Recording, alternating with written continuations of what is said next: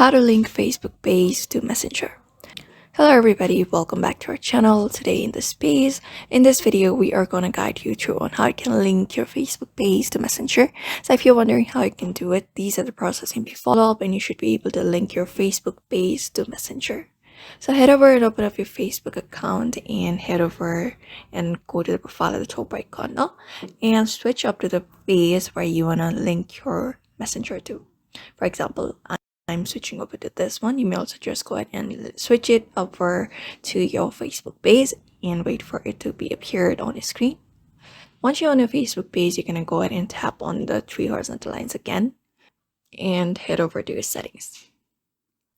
And then once you're here on your settings, you're gonna scroll down to how people can find and contact you. After that, you can find this messaging section where you can find allow people to message your page. So if you turn on this option, they can directly message you through your messenger. So go ahead and follow up the process and you should be able to do that by following up this method. So therefore, if you found this video helpful, don't forget to like, subscribe and hit the bell icon for more tutorials.